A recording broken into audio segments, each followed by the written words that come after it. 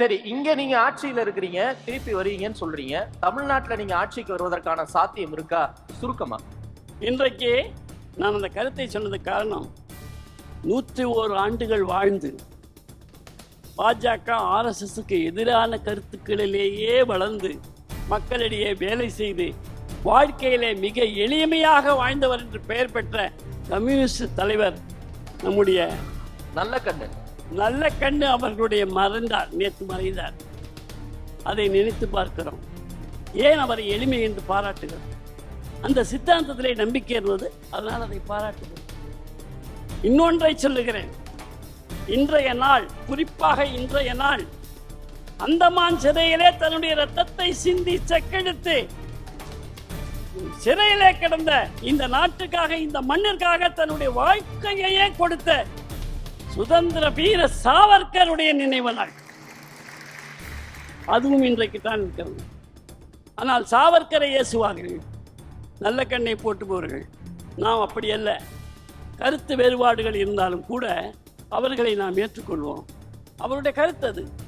இந்திய கம்யூனிஸ்ட் கட்சியினுடைய முதுபெரும் தலைவர் மரியாதைக்குரிய தோழர் ஆர் நல்லக்கண் அவர்களுக்கு என்னுடைய அஞ்சலியையும் வீர வணக்கத்தையும் தெரிவித்துக் கொள்கிறேன். இந்த அரசியல் பண்பாடுதான் தமிழ்நாட்டில் புதுவையில் வளர்க்கப்பட வேண்டும்.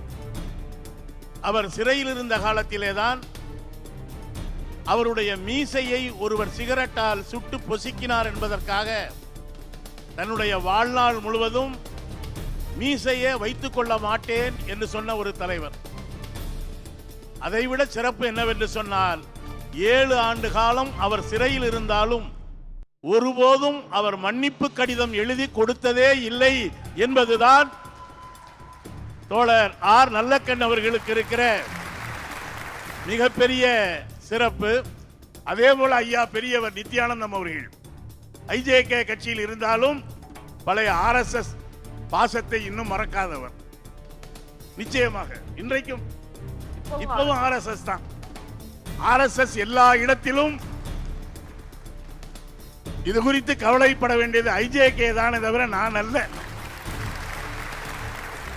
ஏனென்றால் ஆர்எஸ்எஸ் எந்த அளவுக்கு எல்லா இயக்கத்துக்குள்ளும் ஊடுருவுகிறது என்பதற்கு ஐயா நித்யானந்தம் அவர்களே சிறந்த சாட்சியாக இங்கே அமர்ந்திருக்கிறார்.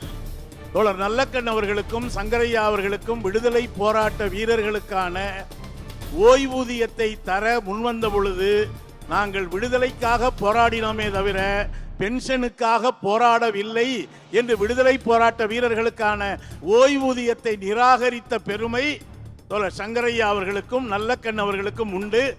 ஆனால் பிரிட்டிஷ்காரரிடமே பென்ஷன் வாங்கியது யார் என்கிற கேள்விக்கு நாடுக்கு தெரியும். நான் பதில் சொல்ல விரும்பவில்லை. இதுல ஐயா உட்காருங்க.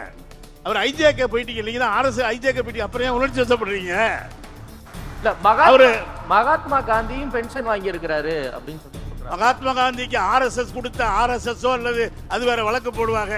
இந்துத்துவா கருத்தியல் கொடுத்த பென்ஷன் என்ன என்பதுதான் எனக்கு தெரியும். அதை விடங்க, காந்தியை அன்றைக்கு இந்துத்துவான்னு தான் சொல்றேன், நாதுராம் நாயக் கோட்சே கொலை செய்தார். சரி, ஏன் இன்னைக்கு 100 நாள் வேலை திட்டத்தில் மகாத்மா காந்தியினுடைய பெயரை எடுத்தீர்கள்? அப்ப அந்த பெயரை கேட்டா யாரும் சரியா சொல்ல முடியாதுங்க. தீக்ஷித் ராம்ஜி 100 நாள் வேலை திட்டத்தை அண்ணன் சூர்யா என்ன சொல்லுவாங்கன்னா, நாங்க அதை 125 நாளா மாத்திட்டோம் அப்படின்னு சொல்லுவார். ஆனா உண்மை என்னன்னா, கடந்த திட்டத்தில் மகாத்மா காந்தி தேசிய ஊரக வேலை வாய்ப்புறுதி திட்டத்தில் மொத்த நிதியையும் ஒன்றிய அரசு கொடுக்க வேண்டியிருந்தது. இப்பொழுது 40% அதை மாநில அரசுகளுக்கு மாற்றி இருக்கிறார்கள்.